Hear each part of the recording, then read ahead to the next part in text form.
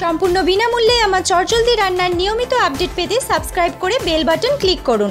রান্না পছন্দ হলে লাইক এবং শেয়ার করুন। Hello friends, welcome back to my channel.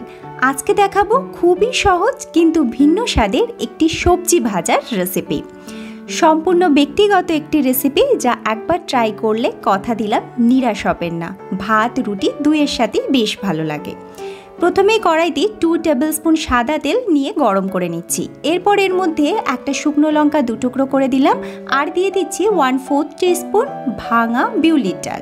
সাথে দিয়ে দিলাম রাই 1/4 টিস্পুন, অর্থাৎ একদম ছোট যে সর্ষে হয় কালো সেটা দিলাম। দিয়ে দিলাম 250 গ্রাম বিনস, যেটা আমি একটু তেরচা করে কেটেছি দেখতে সুন্দর হবে বলে, তবে এরকম ছোট ছোট করেই কাটতে হবে। দিয়ে দিলাম পরিমাণ মতো নুন। এখন বেশ ভালো করে নেড়ে চেড়ে মিলিয়ে মিশিয়ে নিচ্ছি। এই সময় আপনারা চাইলে সবজিটা ব্লাঞ্চ করে নিয়ে তারপরেও রান্নাটা করতে পারেন, তবে আমি এক্ষেত্রে ফুড ভ্যালুটা ইনট্যাক্ট রাখতে এবং রান্নাটা এভাবেও যেহেতু সহজে করা যায় সেই জন্য আমি এভাবে ঢাকা দিয়ে রাখবো 2 থেকে 3 মিনিটের জন্য।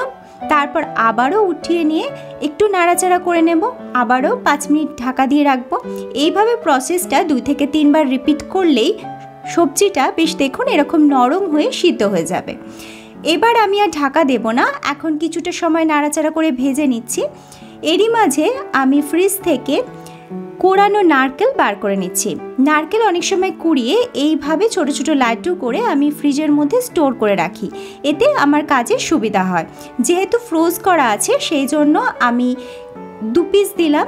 এটা মোটামুটি 2 টেবিল স্পুন কোরানো নারকেলের পরিমাণ। এরপর আমি এটা 2 মিনিট ঢাকা দিয়ে রাখবো, তাতে এই ফ্রোজেন ব্যাপারটা নরম হয়ে ঝুরঝুরা হয়ে যাবে। আপনারা যদি ফ্রেশটা ব্যবহার করেন তো ডিরেক্ট দিয়েই ভাজা ভাজা করে নেবেন লো টু মিডিয়াম ফ্লেমে কয়েক মিনিটের জন্য, যতক্ষণ না নারকেলটার মধ্যে সুন্দর একটা ভাজা ভাজা রং চলে আসছে। এইবার এর মধ্যে 1/4 টিস্পুনেরও কম একটু চিনি দিলাম। রুটিতে সার্ভ করতে হলে তাহলে অবশ্যই একটু চিনি দেবেন, আদারওয়াইজ টোটালি অ্যাভয়েড করতে পারেন। চিনিটা মেল্ট হয়ে গেছে, রান্নাটা একদম তৈরি হয়ে গেছে। আপনারা এটা ভাত রুটি দুইয়ের সাথেই সার্ভ করতে পারেন, খুবই ভালো লাগবে।